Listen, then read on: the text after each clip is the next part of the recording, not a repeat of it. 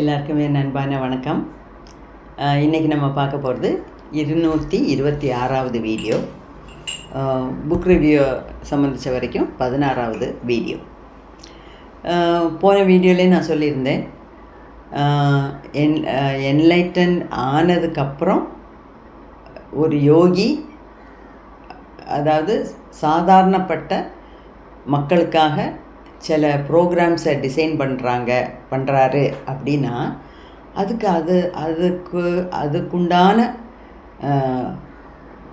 என்ன plus points இருக்குது. சத்குரு நிறைய ப்ரோக்ராம்ஸ் நமக்காக டிசைன் பண்ணினார்.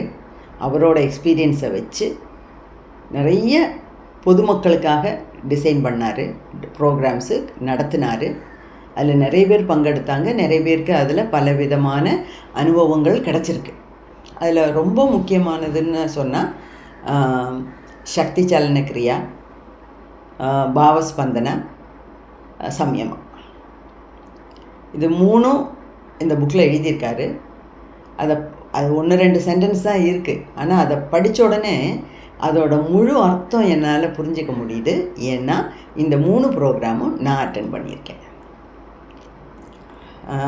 நான் சொல்லியிருக்கேன்ல, அடிக்கடி ஃபஸ்ட்டு என்னோடய ஆன்மீகத்தில் என்னோடய ரிட்டையர்மெண்ட்டுக்கு அப்புறம் முழு மூச்சில் நான் ஆன்மீகத்தில் இறங்கும்போது என்னோடய ஃபஸ்ட்டு குருங்கிறது சத்குரு தான். அதுவும் இந்த புஸ்தகத்துலேருந்து தான் ஆரம்பிச்சு.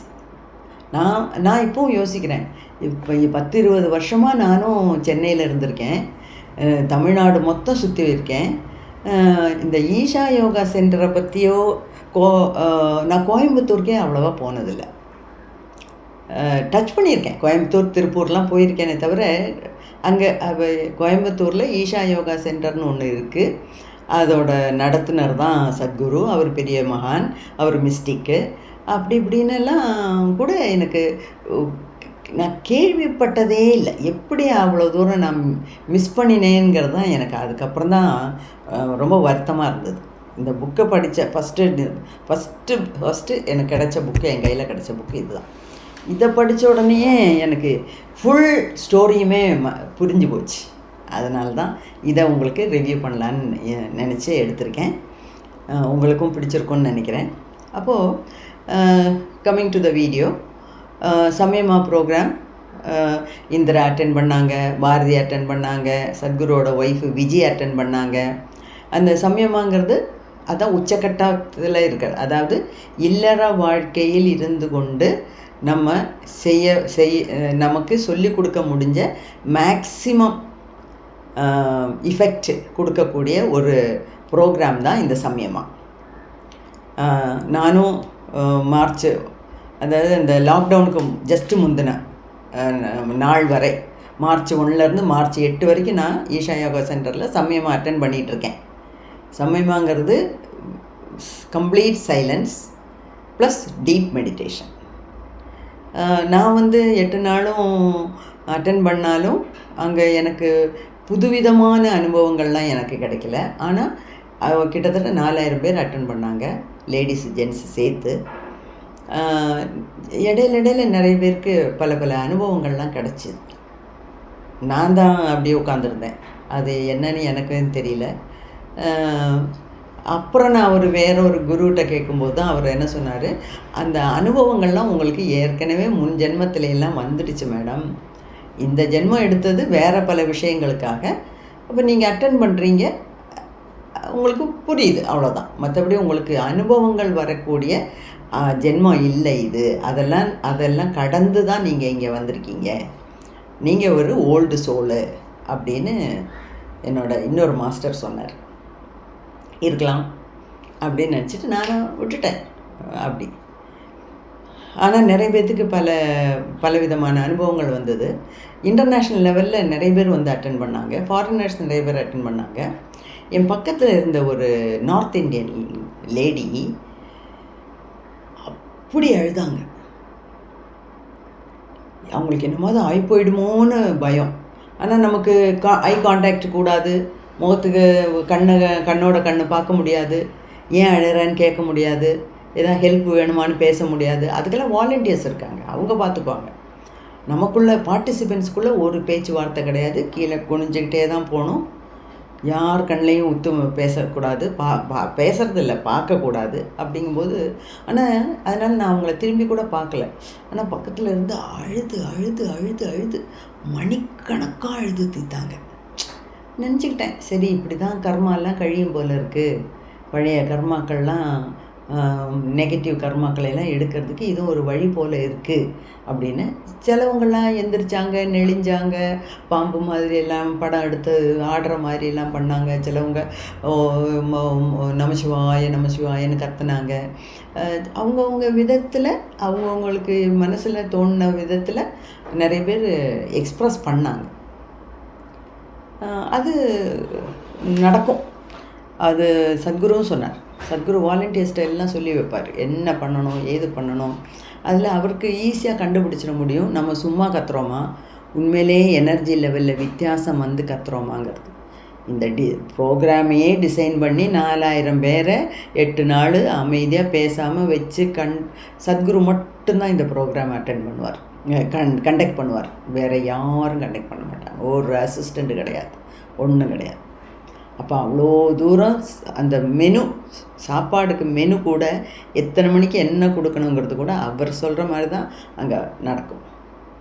அப்போ அவ்வளோ தூரம் டிசைன் பண்ணுற ஒரு குருவுக்கு நமக்கு என்ன, நம்ம உண்மையிலே போலியாக எந்திரிச்சு நடக்கிறோமா, ஆடுறோமா, ஏதாவது ஒரு மாதிரி சாமி வந்த மாதிரியெல்லாம் காமிக்கிறோமா, அதுவும் ஜெனுவினாக உண்மையாக பொய்யாங்கிறது அவரால் ஈஸியாக கண்டுபிடிக்க முடியும். ஒரு தடவை சொல்லவும் சொன்னார். நிறைய பேருக்கு உண்மையான அனுபவங்கள் நிறைய கிடச்சிக்கிட்டு இருக்குது, அது என்னால் பார்க்க முடியுது. அவருக்கு எல்லாரையும் பற்றியும் தெரியும், என்னால் போவேன். ஆனால் ஒருத்தர் 2 பேர் இங்கே என்ன தான் நடக்குதுன்னு பார்க்குறதுக்காக வந்திருக்கீங்க. அவங்க சும்மா கத்தக்கூடாது, நீங்கள்லாம் பார்த்துட்டு அட்டென்ட் பண்ணிவிட்டு பேசாமல் போயிடணும். வீணாக இங்கே வம்பு உண்டாக்குறதுக்காக ஒன்றும் செய்யக்கூடாது அப்படின்னு ஒரு தடவை அனௌன்ஸ் பண்ணார். நான் இருந்தேன் அங்கே இல்லை, அதனால் சொல்கிறேன். ஸோ 2வது, நான் சம்யமா வரைக்கும் ஓடி ஓடி ஓடி போய் ஈஷா யோகா சென்டரில் நிறைய கற்றுக்கிட்டேன், நிறைய வந்து ப்ராக்டிஸ் பண்ணேன். நல்லா இருந்தது அப்போல்லாம். ஆனால் சம்யமா அட்டென்ட் பண்ணுற கடைசி நாள் சத்குருவே சொல்லிட்டார் எங்கள்கிட்ட, நீங்கள் இல்லற வாழ்க்கையில் இருந்துக்கிட்டு கற்றுக்கக்கூடிய மேக்சிமம் லெவல் இதுதான். இதுக்கு மேலே இல்லற வாழ்க்கையில் இருந்துக்கிட்டு உங்களால் வேறு எந்த சாதனையும் செய்ய நான் சொல்லி கொடுக்க மாட்டேன். அப்படின்னா நீங்கள் சன்னியாசி ஆகணும், சன்னியாசினி ஆகணும், வீட்டை விட்டு வெளியே வந்து ஆசிரமத்தில் சேரணும். அப்போ தான் இதுக்கு மேலே உள்ள ப்ரோக்ராம்ஸை என்னால் சொல்லி கொடுக்க முடியும் அப்படின்னு சொன்னார். அதனால் நான் சம்யமாவோடு நிறுத்திக்கிட்டேன். ஏன்னா அப்போதைக்கு அப்பவும் சரி இப்போவும் சரி, வீட்டை விட்டு போய் சன்னியாசினி ஆகணுங்கிற ஒரு ஆசை இது வரைக்கும் எனக்கு வரல.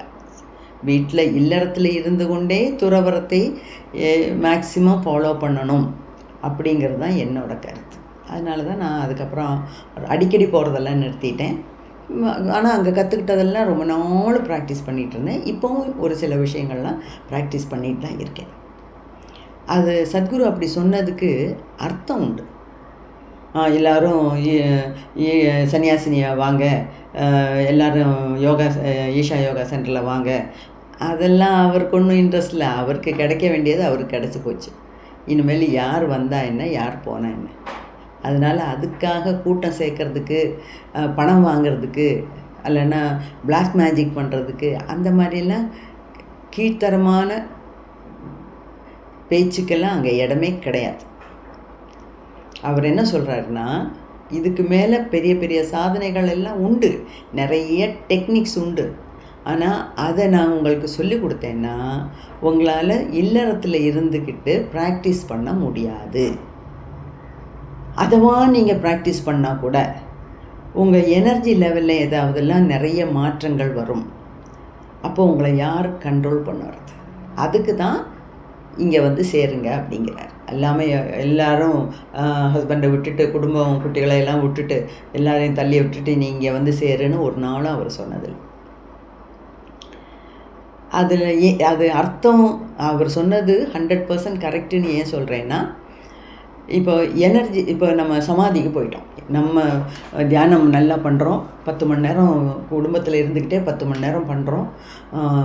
தியானத்துக்கு அப்புறம் சமாதி ஸ்டேட்டுக்கு போயிட்டோம். சமாதி ஸ்டேட்டில் 30 நாள் இருக்கோம். 21 நாளைக்கு மேலே இருந்தாலே டெத்து தான். சரி, 25 நாள் ஆகுது. வீட்டில் உள்ளவங்க எப்படி நம்மளை கண்ட்ரோல் பண்ண முடியும்? அவங்களுக்கு என்ன தெரியும்? அப்போது உயர்ந்த நிலை சாதனைகள் பண்ணும்போது ஒரு குருவோட சாநித்தியத்தில் பண்ணினால் மட்டுமே குருவுக்கு நம்மளோட இம்ப்ரூவ்மெண்ட்டை அசஸ் பண்ண முடியும், நம்மளை வழி நடத்த முடியும். அந்த அர்த்தத்தில் தான் அவர் சொல்லியிருக்கார். ஓகே, சரி. இப்போது இந்த சம்யமா ப்ரோக்ராமை இந்திராங்கிறவங்க அட்டன் பண்ணாங்க, பாரதி அட்டன் பண்ணாங்க, நிறைய பேர் அட்டன் பண்ணாங்க. இதில் பாரதியோட 1-2 அனுபவங்களை இங்கே சொல்ல போகிறேன். அதாவது 1992 பாரதி வந்து சம்யமா அட்டன் பண்ணும்போது அவங்களுக்கு இந்த அவுட் ஆஃப் பாடி எக்ஸ்பீரியன்ஸ் கிடச்சிருக்கு. அவுட் ஆஃப் பாடி எக்ஸ்பீரியன்ஸ்னால் என்ன? நம்ம பாடி, ஃபிசிக்கல் பாடி, இந்த ஸ்தூல உடம்பு இப்படியே கிடக்கும். நம்ம சூட்சும சரீரம் உடம்பை விட்டு வெளியே போய் நம்ம உடம்பை பார்த்துட்ருக்கோம். யாரெல்லாம் சுற்றி இருக்காங்க, யாரெல்லாம் என்ன பேசுகிறாங்க, எல்லாம் நம்மளால் புரிஞ்சுக்க முடியும். ஆனால் திருப்பி பேசலாம் முடியாது.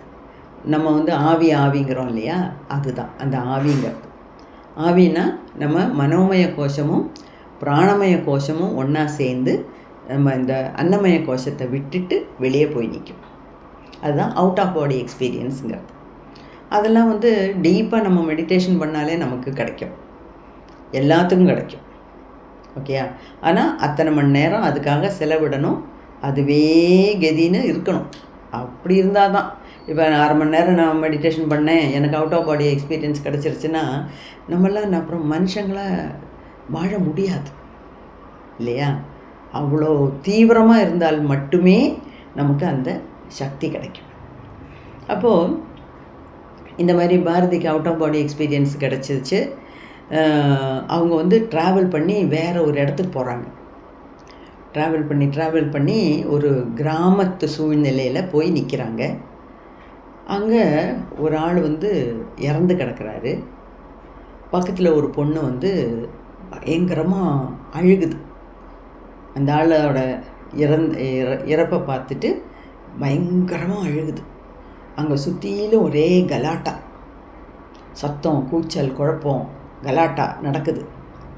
இதெல்லாம் பாரதிக்கு அந்த டீப் மெடிடேஷனில் தெரியுது. அப்போ பார்த்துட்டு இருக்கும்போதே பாரதிக்கு உள்ளுணர்வு சொல்லுது, அது ஒரு ஆள் பாம்பு கடித்து இறந்து கிடக்கிறாரு, அது ஜக்கி.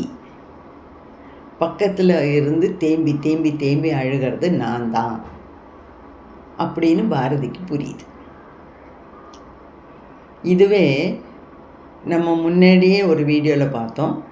பில்வாங்கிற ஒரு பேரில் ஒரு ஜென்மம் ஜக்கிக்கு இருந்திருக்கு.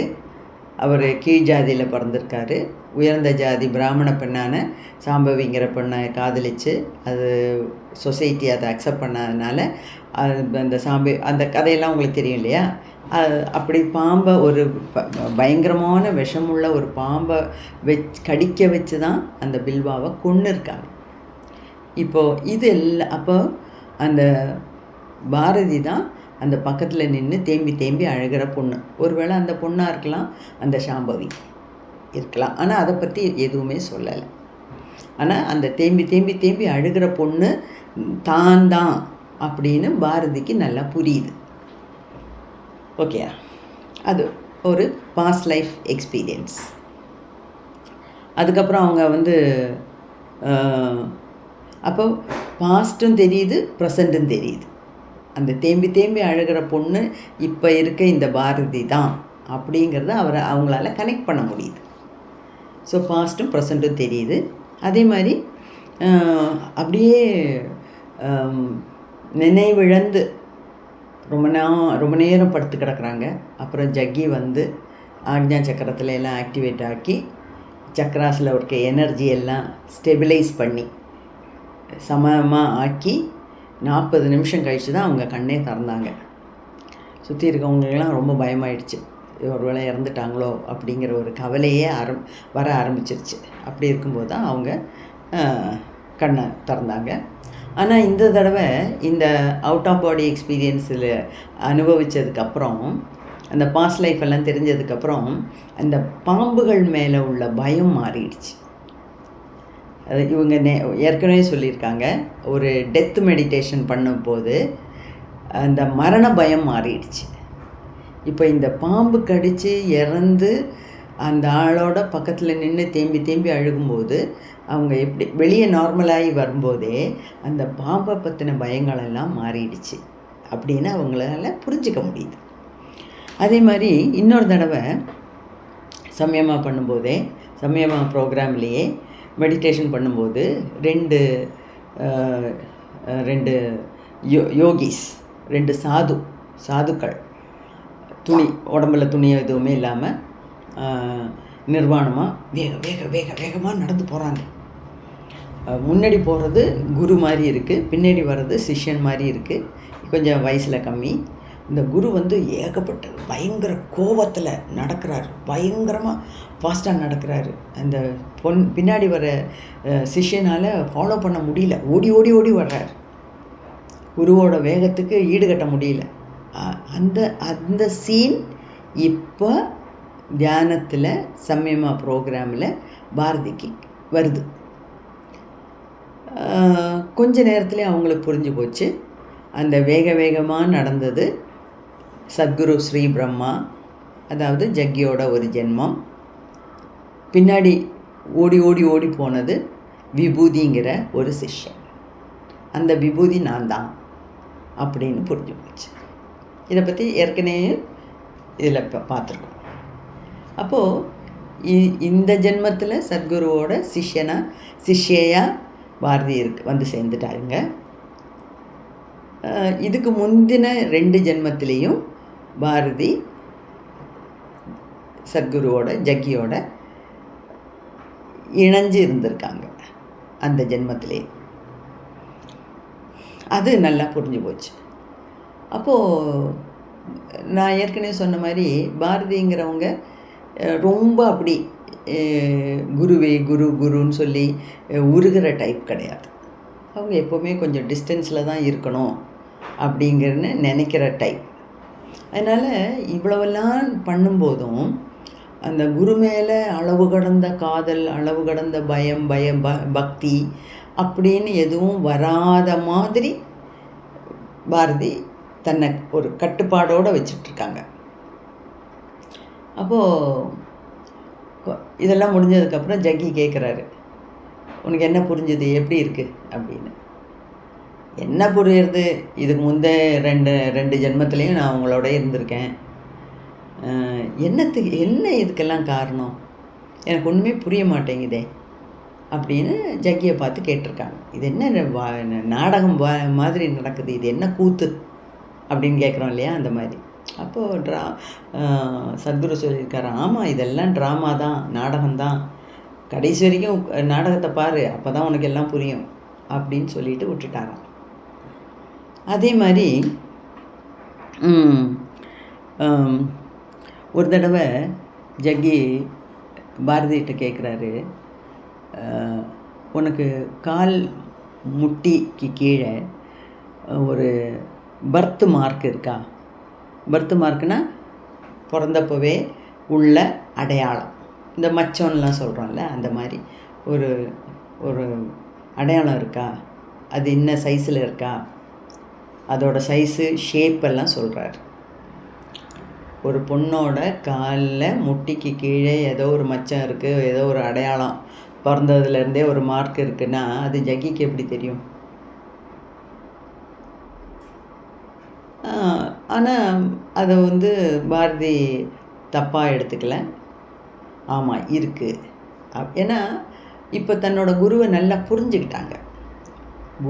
குரு மேலே கண்மூடித்தனமான பயபக்தி இல்லாட்டினா கூட குருவுக்கு இதெல்லாம் சாத்தியப்படும் அப்படிங்கிற அறிவு பாரதிக்கு வந்துருச்சு.